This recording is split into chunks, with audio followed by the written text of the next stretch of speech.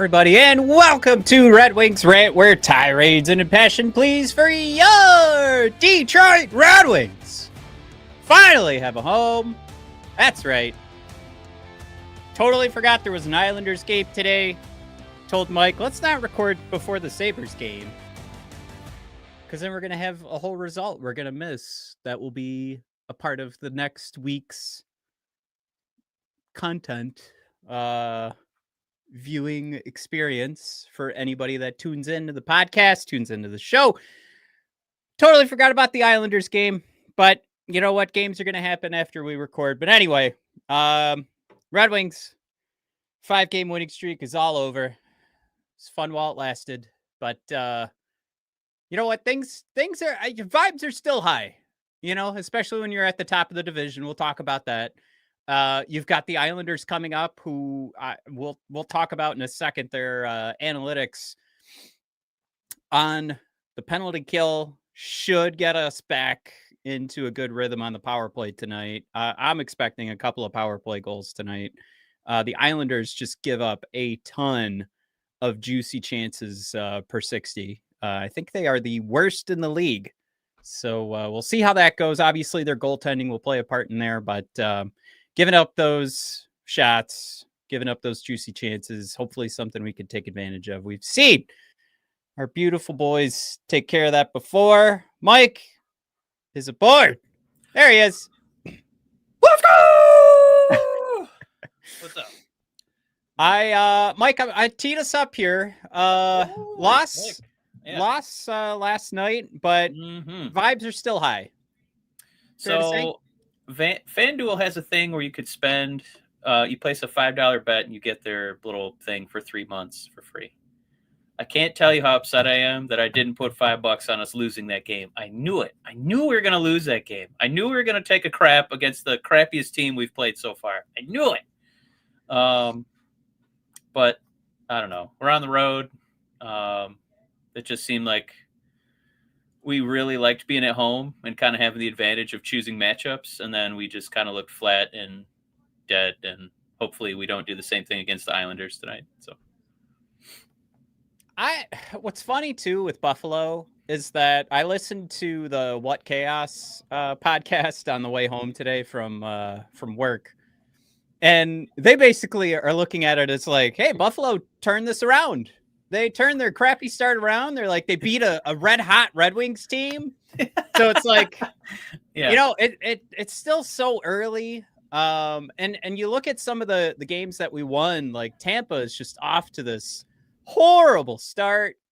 Toronto is 500, and certainly the games that we played figure into that. But it is kind of like, oh, what if the whole division is about to flip on its head? Save for Ottawa. Ottawa sucks, but yeah, I feel like those games, and I like drawing parallels in Detroit sports because now that the Pistons lost yesterday, all 4 of our major teams lost game 1. They were devastating. We're like, oh no, the season's over. But it turns out a long season. But I just think that, you know, the schedules of the other teams look worse because we gave them spankings. You know what I mean? So it's like, I do understand that we're not seeing, you know, Toronto at their best and Edmonton at their best, Florida at their best, but we also were not at our best. I mean, if Raymond and Kane are not out there in the game, like that's easily 33% of our offense both times. So you're going at 66% Red Wings. And I don't know if you want me to do a full big Papa Pump math, because 66% of the time we're going to be in big trouble. That's 33.5% if we got Kane or Raymond. So that just means 100% of trouble for the rest of the teams in the NHL. That's a real deep cut that I don't know if Dixon, Cider is actually here today. But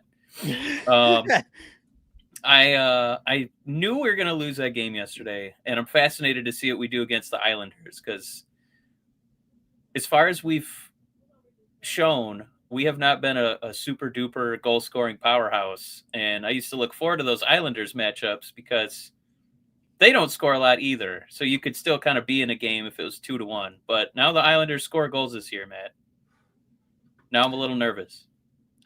We'll highlight it at the end. I do have a slide that talks about our Islanders game and a couple of I'm games jumping against ahead. St. Louis. Sorry. Yeah. No, it's fine. I mean, the game's coming up, so there's a world where people are listening to this, and we're going to cover that game, and they're listening to the podcast tomorrow, and they're like, "Yeah, we got destroyed. What are you guys talking about?"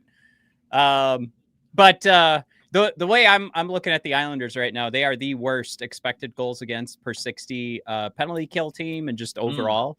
So I think we have a real chance tonight to turn that power play back on, get the Brinket on the board, and yeah, we could dominate. Their biggest weakness, even though our power play is not as strong with Kane out of the lineup, but their biggest weakness is one of our biggest strengths. So I'm thinking we'll turn it around. I'm gonna jump in the comments here because we have TMA's Terp thrown out there, or T Master.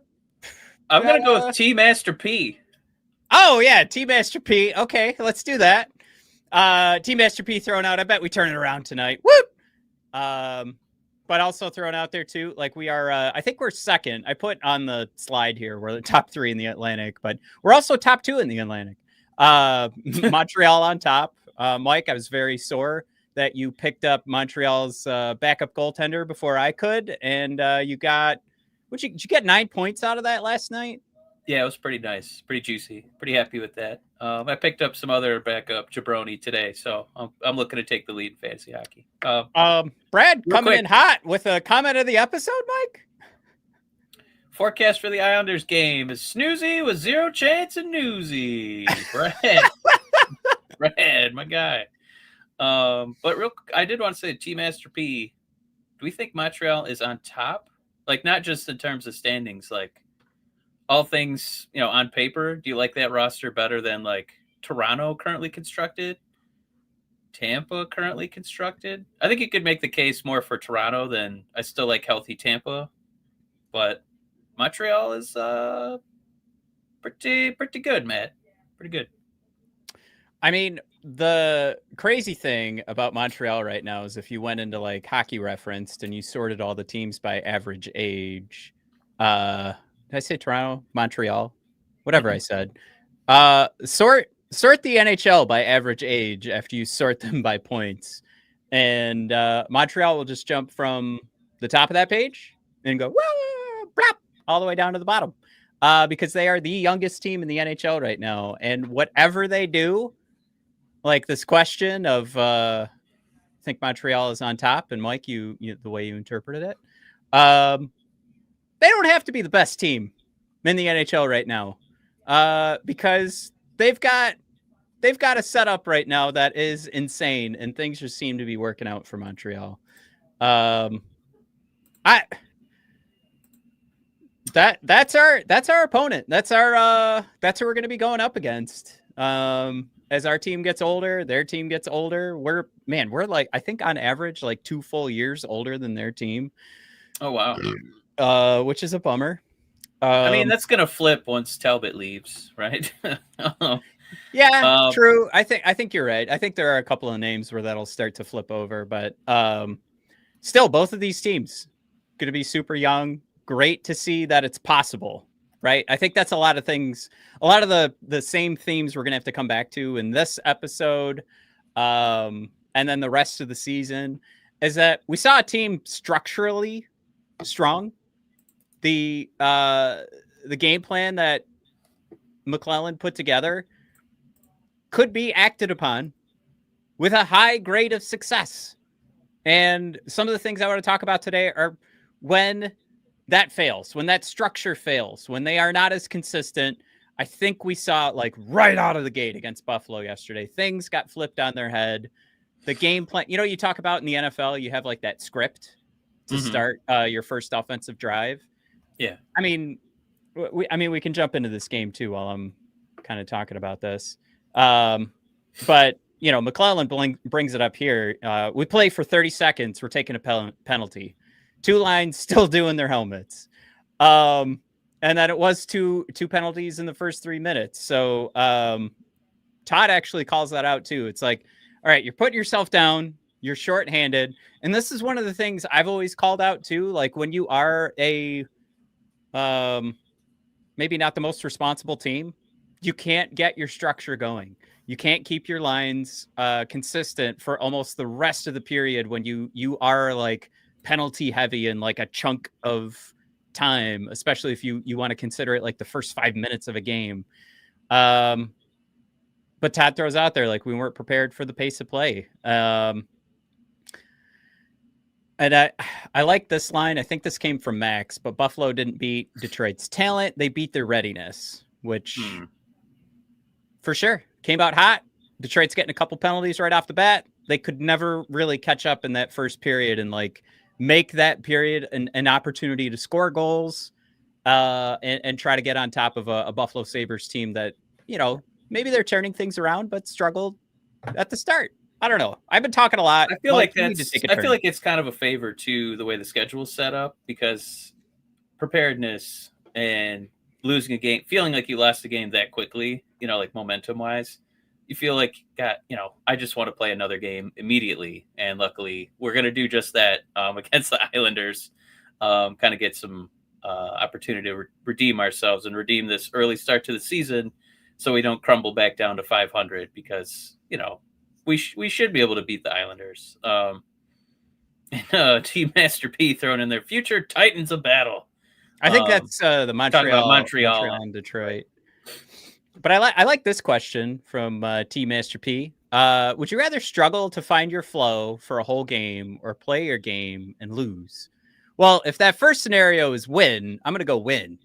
But I think ultimately what Todd's talking about here is it's like you come in and try to have a game plan and a structure. And when your boys are starting slow and they've got to commit penalties to make sure there aren't quick goals on the board, or you give up a quick goal, you're like, both of those things combined throw the entire plan out the window. Like you're immediately trying to like adjust and figure out what you've done wrong. Try to, you know, pinch the leaks, fix the leaks, whatever, you know, whatever you want to call it. You're trying to fix that. And like, whatever that structure, whatever that plan is, whatever you've been practicing, all that stuff's got to go out the window. And it's like, how do you get back to that? And that's where I won't say, I don't think it carries on from, you know, us being fans. I think players can give up on a game, but I don't think that element of falling behind because of special teams or because of penalties, I think that lasts for a period. But with the way the Wings have been playing, I don't think you want to give away periods. I think what Team Master P brings up has been one of the bigger struggles of being a fan of this team for the past 8 or 9 seasons, because a lot of times it's felt like even when the Red Wings have played quote unquote their game, they weren't good enough to win. So it's very demoralizing to feel like you did everything you possibly could and it didn't matter. So I think what you want to do is get your team to the first portion of the question they posed, and you want it to be a me problem, not a you problem. So you want it to be the Red Wings, you know, not knowing that they have the ability to win this game and they're just not getting into a rhythm. You don't want it to be, we're just overwhelmed, and even if we play at our apex, it doesn't matter. So you want it to be a me problem, not a you problem. Corey wants to know, will MBN get more than 11 minutes of playing time this game? I'll call that out as if we can play more responsible. If we are putting ourselves in the box, right now, I'm not circling MBN as a guy who's going on the ice to cover us when we're shorthanded. So we got to have the special teams in our favor. We need the power plays, and we can turn up those minutes. But right now, I don't know, Mike. Finney's putting goals up on the board. Axel had a pretty rough game, but I think overall, over the 7 games we've watched so far, I would still easily. I thought he was okay in that third period, at least. I thought he had a couple moments that looked the closest to goals actually going in. You know, Axel. Yeah. Yeah, but I would still say over 7 games, I'm still ranking them, and I know I'm probably gonna lose this hot take. Like folks are Ooh, gonna clap you back, guys ready but to snuff this out? Here we go. Go ahead. I do think it's Axel, Finney, and then Nygaard. In terms of like performance so far. Yeah, I think I'm surprised that Nygaard is third. Not from you that he has performed third best. Axel, I guess this isn't going to be really much of a debate between the two of us because I agree. Especially because we've talked about it a couple times where Axel has shown so much defensive aptitude that he's already getting penalty kill minutes, and we thought this was going to be our offensive defenseman. So yeah, I think far and away he's kind of been number one. And Finney, I think part of it is he's graded on a curve, right? In terms of being Mr. Irrelevant and finding a way to like be productive, be on the first line, get big time minutes, skate fast and skate hard. So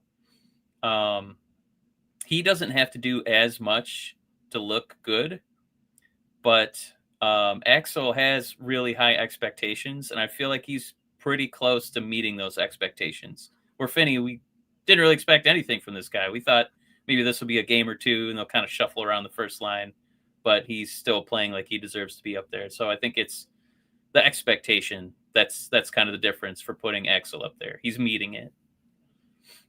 I'm gonna bring up Larkin's goal, or I'm sorry, Finney's goal, but I'm already calling it Larkin's goal. I'm leading the witness here, but I mean, like I'm very proud of our boy Finney because he's being asked to quite a bit, but my man is in the right place at the right time, so he's doing the right things. But like this is definitely Larkin putting this play together. I really liked when they first called this out during the broadcast too, where it's just like this was like reminding me of like Pavel Datsyuk, but him using his body to create that space and create this play like right at the beginning here. So you actually only kind of get the tail end of this, but this is where Larkin really did start to turn out the shoulder, keep the puck, play a little bit of keep away here. And they're still playing him rough, but he never lost control of the puck. And that's where, like, Pavel Datsyuk, what I always felt like was one of the most underrated aspects of his game was how heavy and strong he could play on the puck. And that's going to be the aspect of this that's circling Larkin as the playmaker. Now, Finney's got to go to the net, right? And that's what we've said from day number 1 of preseason. Like, Finney goes to the net. This is what a guy like Dylan Larkin needs. Finney's also got to finish. He could have just sailed that right over the net. I'm pretty sure DeBrincat sailed one right over the net.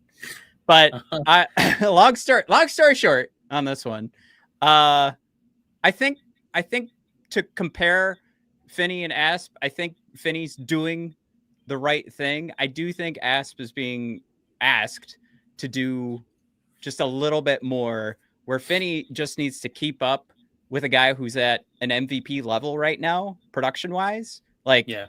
Larkin is carrying that line, especially like I want to get into the MVP conversation. Totally serious, thinking about what that first line has had to deal with so far. But Finney, very respectable. Like, I'm not taking anything away. You saying that MVP talk, we have to like realize it's not another hyphenated player name. It's not Sandin-Pellikka or Branson Nygaard. No, this is most valuable player. I think we should do that. I think so far MVP, we'll just change Larkin's name. I'm going to start doing that myself. But again, I still have it. I said long story short, and I kept going. But let's. I was going to hit a few comments here if we can.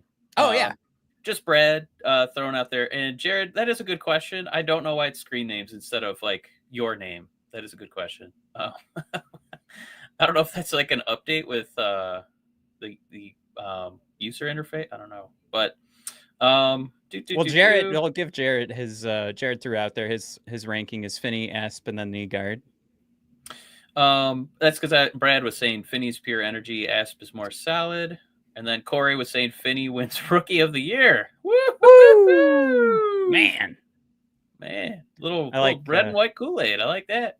Brad throws out there, Big Rass ain't finishing that. Talking about that Finney goal. Man, oh man! You know what Finney does the most is he shows like how big a failure some of the other Red Wings are. Like guys we've tried at the first line. Like God bless him, Andrew Kopp just couldn't keep up. Big Rass definitely couldn't keep up. Finney, just skate with Larkin. You'll get some goals. He's just going to shoot pucks off of you. So, yeah, that's all he's really got to do is just be fast enough. And Dan, hey, what's up, Dan? Now I know you're Dan B 9891. Again, I don't know why this is happening, guys. It's weird. He was saying I liked what I saw from Van Riemsdyk last night. I think he will be a good pickup. Does that mean for somebody at the trade deadline, Dan? What are you trying to say there? Eventually, he will pan out as a Red Wing. I like Corey's comment. He's like, Cat would have hit the crossbar, then it would have gone flying over the net. Like, Cat had I mean, it would have made it only 4-3, but he did have like a wide open shot near the end of that game, and he did.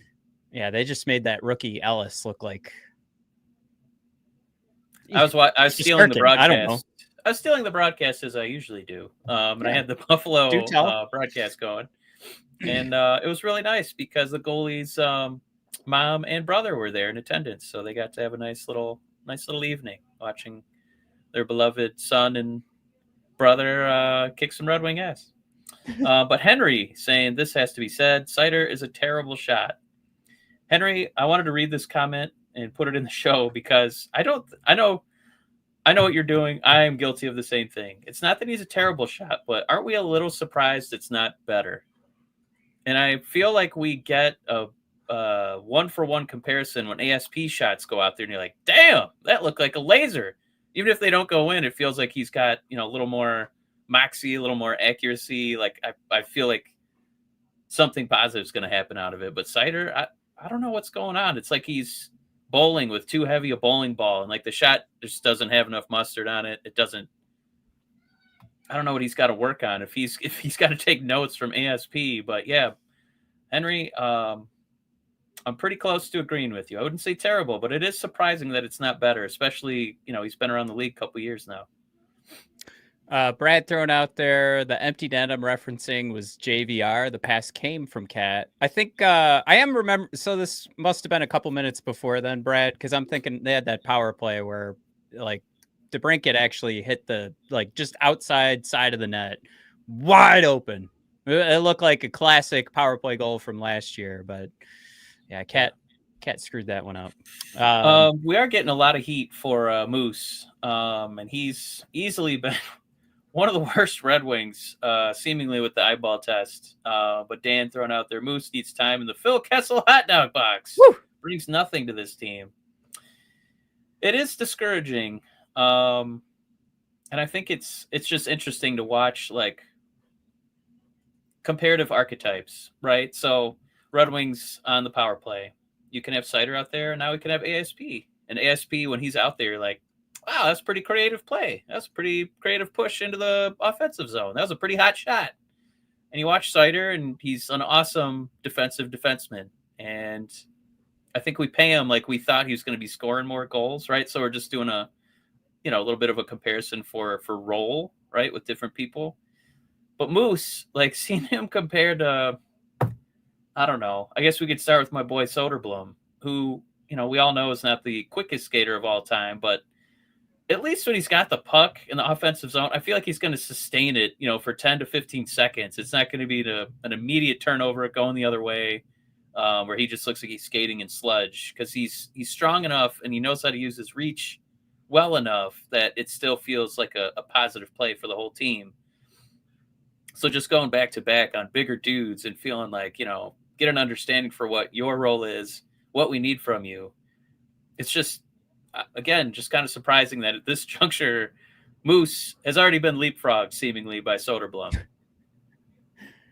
Yeah. You know what's really wild is I pulled up goals for percentage for this team so far on 5-on-5. Is Moose the greatest of all time? No, he's fourth worst. Okay. It's not Good. expected. I was worried we couldn't use that stat anymore. We are hammering this guy. It's not expected goals for. But the goals for percentage on 5-on-5, like we're not doing terribly expected goals for percentage. But putting the puck in the back of the net, we only have 1, 2, 3, 4, 5, 6 guys above 50%. That means 5-on-5, the rest of the team is below 50%, giving up more goals than they're actually bringing to the ice, including Mike, 3 guys with 0% goals for percentage. Ooh. Soderblom, No. MBN, and No. Hamonic. I mean, it's 12 minutes of ice time so far, 5-on-5. Yeah. But yeah, Nygaard, Mike, 85 minutes of 5-on-5 ice time so far this season. No goals while he's on the ice. Holy mackerel. That is crazy. That's a Now, lot of his expected goals is 54.66. But we called out before the season started how excited we were for Michael Nygaard. And we were like, finally. A guy who has like the pedigree, he's got that, the prospect analysis was what a shot. And we're like, finally, we have a guy that we've seen the shot. Yeah, it's like we avoid this. Like, this is one of my favorite shticks, like to have a job in the league. And for some reason, we don't like guys, they got one skill. The guy's a shooter. Just get him the puck and fire it. I was really pumped to see Nygaard, but he'll probably take a little. It'll turn around. But right now, I'm just like, I cannot believe I'm looking at a 0% goals for percentage. That is crazy. Now, JVR, I do just want to throw this while I have it up. Yeah. He's 100% goals for percentage. Also, 75% expected goals for. It's at 47 minutes of 5-on-5 time too. It's not terrible, man. It's pretty good. Let's throw a couple more comments in there too. Yeah. Oh, Henry, just saying. Sider is more of a stay-at-home D. Maybe get him a mobile left side to pair with him, and he'll be okay. Yeah, it's okay, right? He could just be an awesome defensive defenseman. But yeah, it would be nice to get him a little help, somebody to kind of offset that skill set, and kind of lean more on the offensive side. So I like Henry's point there. And then Brad, throwing in a little burger action, Matt. Woo-hoo-hoo! Bergie says Brad was really solid last night. Rather see him on the ice than number 27. I know that leaves us a little short at center, but needs to be an option. I mean, we have enough dudes who I feel like kind of muck around and, have the resume where they've taken a few face-offs. So I don't think you're that crazy, Brad. Not at all. We have enough dudes who could probably figure out, to play a little center. And I feel like we should reward Berggren, I don't think that's that far-fetched of an idea, is it? I did want to pulled up the hockey stat card too, just to support Brad there. We walked away from that Sabres game. And you guys know I love these hockey stat cards. It's at Hockey Stat Cards on, I'm going to say Twitter. But Compher, Berggren, your top 2 forwards last night. You've also got some pretty good scores from Finney and Lucas and Larkin. JVR up there too. But yeah, quite the stinker. You have a lot of negative plays from Mr. Ben Sherratt, but all the way down at the bottom. Oh, really man. Struggling, Edvinsson and Axel. So not their best. No, and I honestly, the way I look at it too, like there's some pretty obvious like takeaways from like what happened. But we called out the bench out of rhythm after the early penalty kills. Larkin and DeBrincat shared that team wasn't ready, got outshot, chasing all night. And I liked like this takeaway here of just like the whole bad start erased our system's advantages. But yeah. I also thought there was like some issues with where's my note? I had a note about our transition game being sort of I don't know, it just became like a non-factor where it was something like for me the last couple weeks, I could not believe the way that Axel was able to transition us from defensive zone to neutral zone to offensive zone. The way that he was just pure poke checking, stopping the zone rushes from the opponent. And last night you could go back and watch some of those Quinn goals and just right there highlight where Axel's trying to make the same play and players get behind him and he's not able, like I said, he's not able to make the play that he's been making the last couple of weeks. So is it a horrible game? I think those couple of misses are going to stand out as like, well, yep, Axel was a part of the play that gave up the goal. He very clearly missed an opportunity to make the play he wanted to make, but I still think it's something too to point out, like as a rookie, like he knew a couple of times the play he wanted to make and it just wasn't there. Yeah. So I he is going to come away with that hockey stat card score of the worst performance against Buffalo. But I mean, how many times have we said this though? Like Axel started out not a great red and white game, not a great start to the preseason. And then all of a sudden we were like, this is a no-brainer. I think the more of these games that we can just get out of the way for Axel, the more he's going to learn quickly. The more like they'll get this problem out of the way. He seems like a guy that wants to fix all this stuff. And it's just proof in the pudding, right? It's just what we saw in the preseason, what we saw from game 1 to game 6. And maybe we hit the reset button in game 7. Maybe it's about getting used to being on the road kind of thing.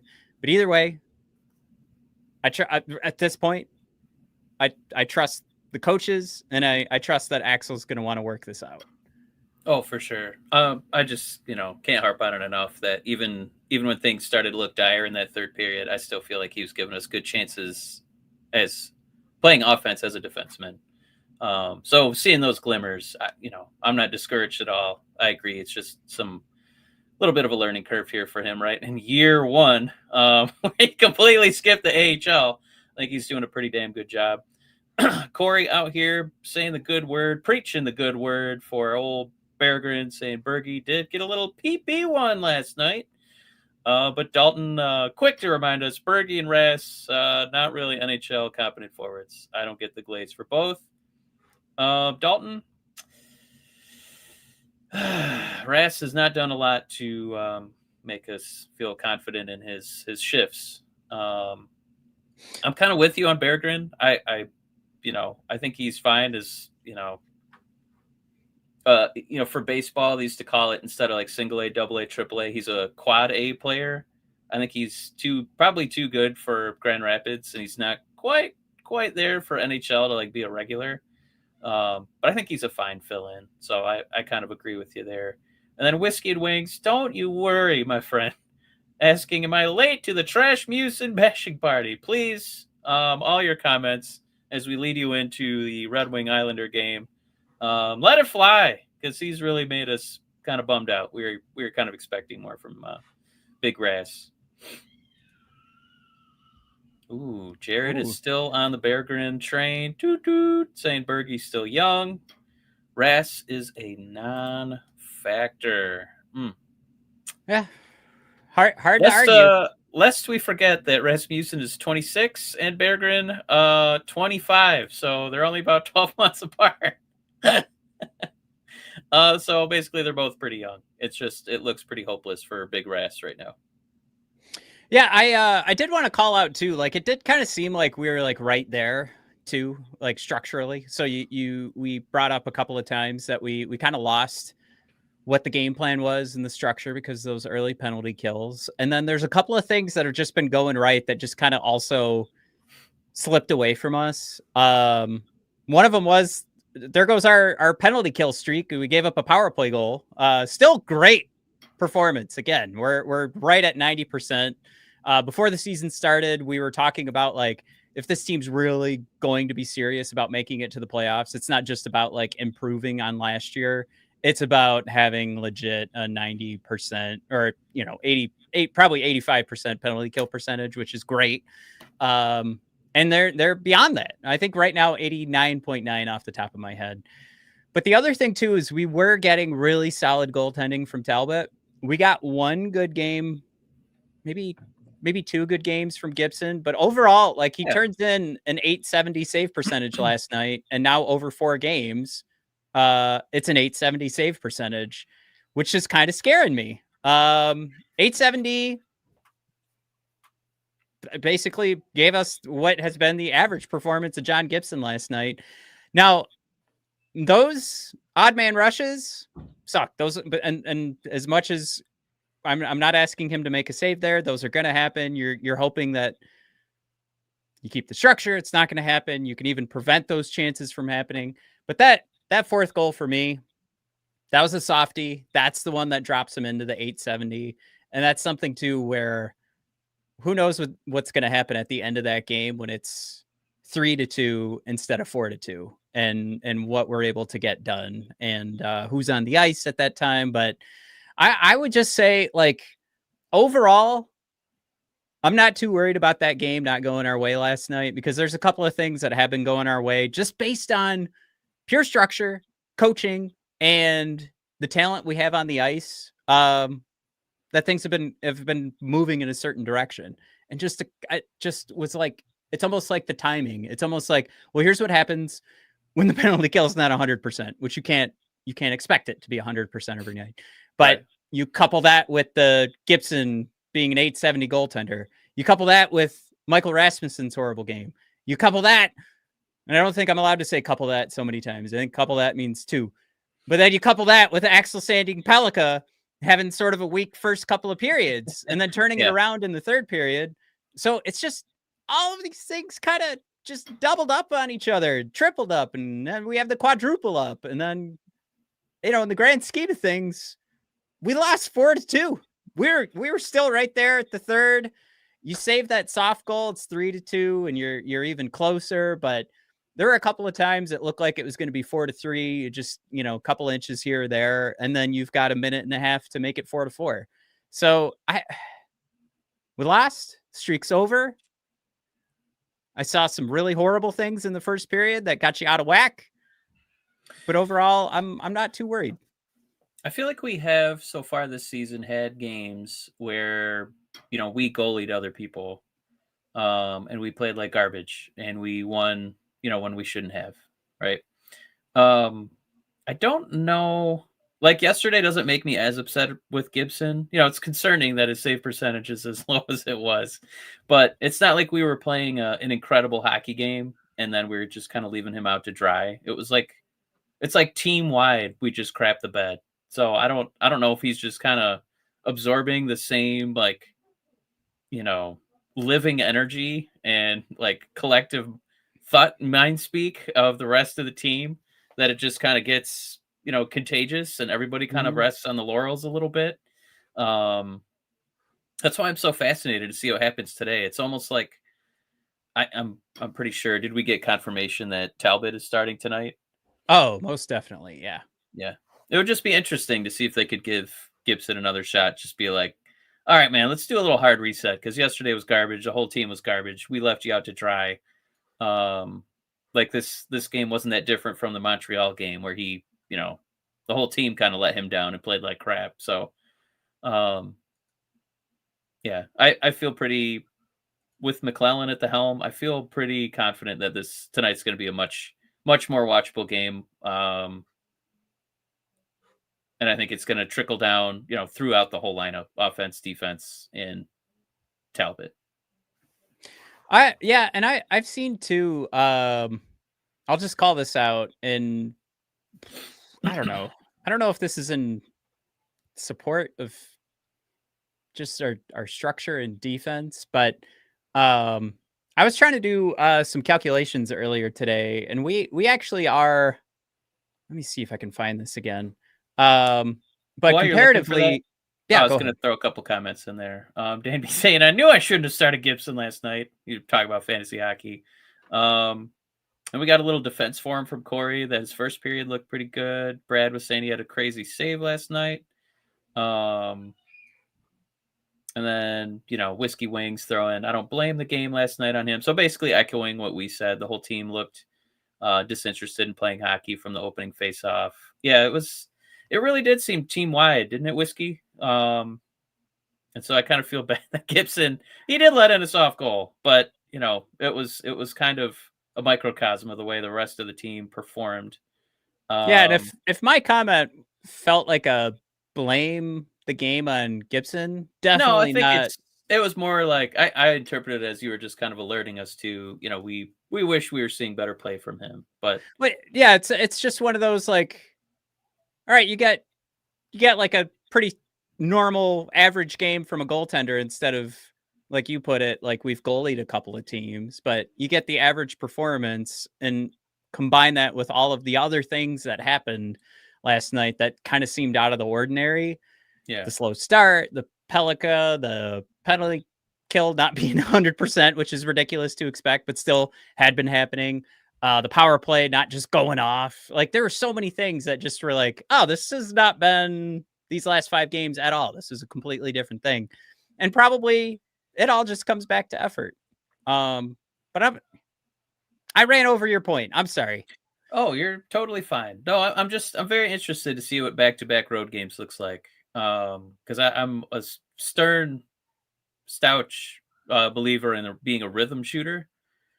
And now that they kind of have like, all right, well, maybe we don't get the lineup advantage, but all right, now I kind of get a feel for this. I kind of get this on the road thing. All right, we'll get these 20-year-old. All right, we got it figured out. We got it this time.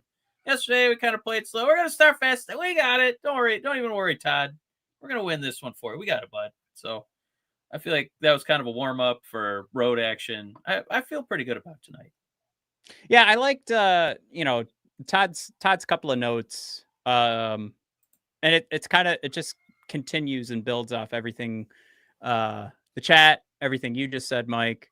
But he's trying to get the team back focused on like what's happening right now. It's not what happens down the road. It's what's happening right now. He warned against letting the German after success. I kind of like that. Like, I don't know if he meant Moritz Seider or.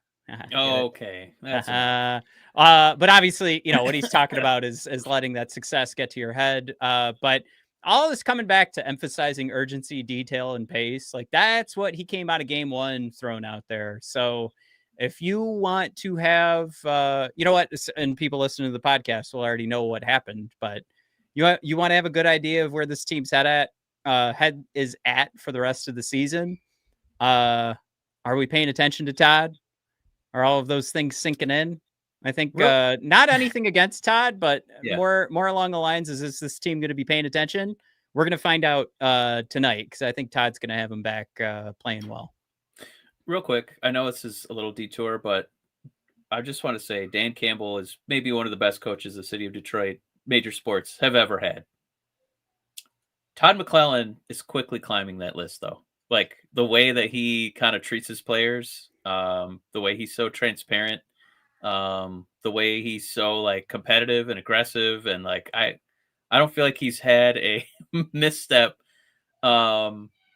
in terms of trying to push the right buttons, in situations that we are privy to. So I think it's also evident that he said things to Larkin, and that's kind of why I know you alluded to it earlier. And I don't know if you had one more slide on it, but it was a little tongue in cheek, but not that crazy. That Larkin's kind of had that MVP start so far. And like Jared throws out there, what are you afraid of? The Germans. And that Dan B, it's a Rookie of the Year candidate versus Rookie of the Year candidate game today. It is every night with Fiddy and ASP. Woo! But yeah, he was the first star of the week last week. This is clearly MVP level production. I mean, and especially think about the conversation right now is really leaning towards Jack Eichel. But what pushed Jack Eichel into the MVP conversation, Mike? Was it Emmett Finney or was it fucking Mitch Marner? Jesus Christ. But no, I know like we're talking 7 games so far. So like you said, it's a little tongue in cheek, but you can't argue against this is MVP level production. This is leadership. This is like your leadership starts with how you're playing on the ice. Even in our 5-1 loss to Montreal, Larkin was the guy who put our first goal in the back of the net. But he's just been rolling. He had that, this week that he was first star of the week. The 4 goals and 5 assists, 9 points, and 4 games played is just nuts. But yeah, that puts him right at the top of the league. I think right now he's like 5th or 6th in points. But I bring that up because that includes a game without Lucas Raymond. That includes a couple games where his first line was Emmett Finney and Mason Appleton. Good God. The MVP conversation has to start now because it might fizzle out in the next couple of weeks if he goes pointless for a couple of games here. But if this continued to the pace that he's at and let Eichel continue at the pace that he's at, I don't know how Larkin doesn't end the season in the conversation because his line mates we pointed out as a problem. And I did not think this was in the cards at all for Dylan.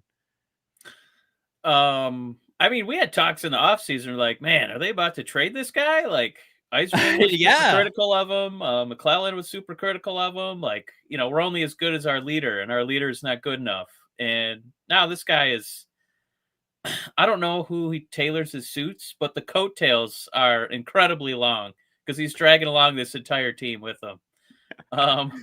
Like you said, making competent first line mates of, a fourth line dude, an Appleton, a rookie who was Mr. Irrelevant. It's really incredible to see. So I don't know how much longer this is sustainable.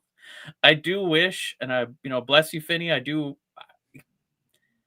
knock on wood. I wish we had like a couple, which I don't want to smash Finney. He's done so good, but man, if that first line could have people who are as, ready to go, talented as Larkin, it would just be a world of difference. It makes you start to think too, like you go back to like the Tyler Bertuzzi days, and Tyler Bertuzzi without Dylan Larkin is just, man, he's nowhere near. And not taking anything away from Lucas at all. But you just you see this happen with an Emmett Finney, and you're just like, what could this be?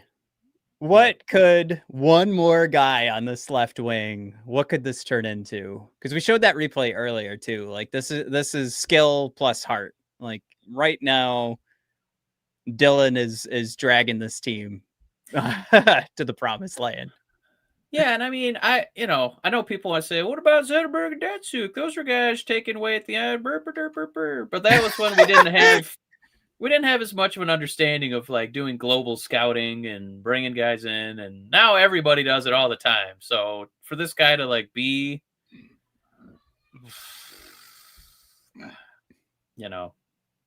it's special what Finney's doing. But man, if we could have somebody who was, at that Raymond level. T-Master P, I hope I didn't misconstrue there. I just mean to have somebody else to complete the first line. Lucas a top 5 pick, Larkin a top pick, and Finney, bless his heart. It's just everybody passed on him, including the Red Wings, multiple times in that draft. So, nobody kind of saw this coming. So it'd just be cool if we had somebody who, can really feel like this is a first line talent. This is going to be one of the best first lines in the NHL. And right now we're at pleasant surprise level, and it'd be nice to be at upper echelon. That's all I'm saying. Well, let's we'll wrap up here, and then we'll get everybody ready for the Islanders game. Hey, get the hell out of here! You just some Helen Yeller 4751 just said, "Go Islanders! Get out of here, you jerk!" Oh, yeah. All right. I did want to end with some good vibes because when the system is on, it works, Mike. Wait, real quick. Whiskey called him Finney the Pooh for president. Stop the slander. There's no slander. There's no slander. Finney's doing great. We are overall a top 6 expected goals for percentage team, Mike. I don't think in the history of this podcast we've been able to say that about a Red Wings team. I don't think we've been in the top 26 since we've been doing this show. So this is a welcome surprise.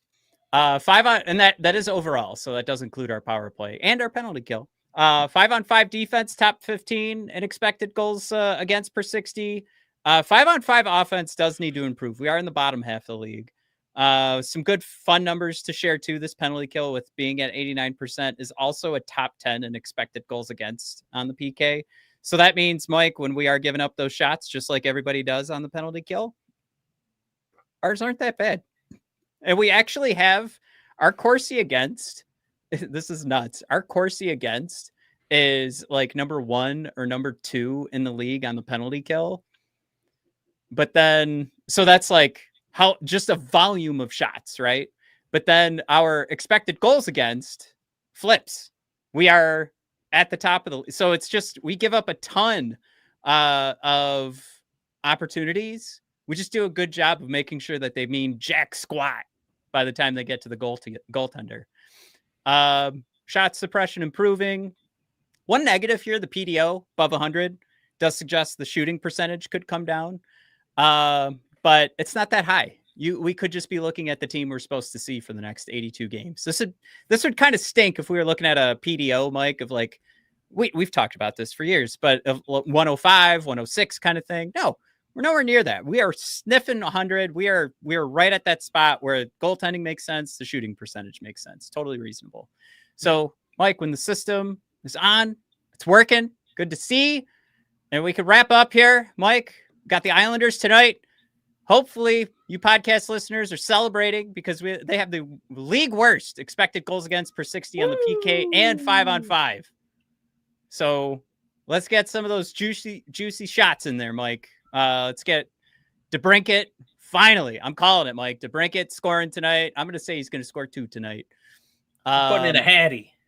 No, that's challenge like you mentioned tonight, Mike, and kind of continuing because I think it's a home and away for St. Louis, but getting those road starts, like being more prepared as we move through these couple of road games, and then we are going to be going to the West Coast too. But let's get that transition game figured out. Let's get Axel back in like a rhythm, get his chemistry going.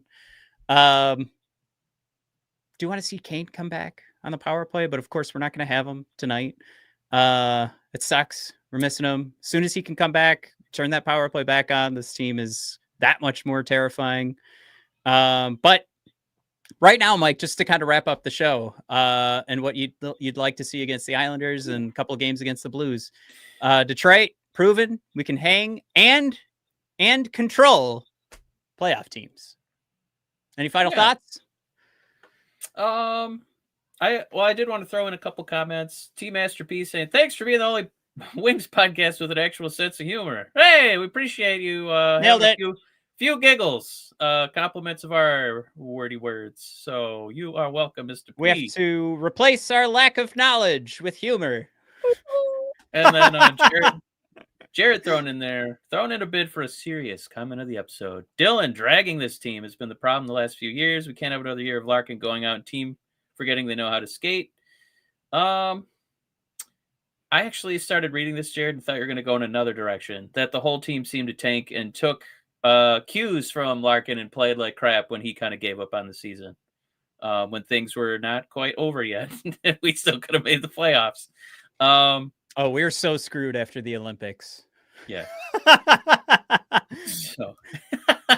And no, I'm pumped for tonight. I would really like us to not have a losing streak, and I feel like we have the coach to do that. So I'm excited to see what kind of buttons are pressed. I'm excited. We didn't even touch on it really. The Marco Casper button getting booped by McLellan, saying, "Hey man, we need a little more out of you, especially with the Kane are down." He had one really good looking play last night. I hope that bodes well. Yeah. Yeah, but I'm pumped to see him have a good game. I'm pumped to see Rasmussen, eating hot dogs in the press box, which we're probably not going to get. But let's go get those Islanders. Let's break this one-game losing streak. Yeah, real quick. Somebody's getting off the schneid. People are listening to this in the morning. Is it DeBrincat or Nygaard? Scoring? Yeah. Give me Nygaard. All right. I got 2 for DeBrincat tonight. All right, everybody. Thanks for tuning in. Brian, where the hell were you, man? We're wrapping up. All right. Smith's Gold Rant Rod Show. All right. See you guys. Go watch that Islanders game, boys. Have fun. Woo. See you next week.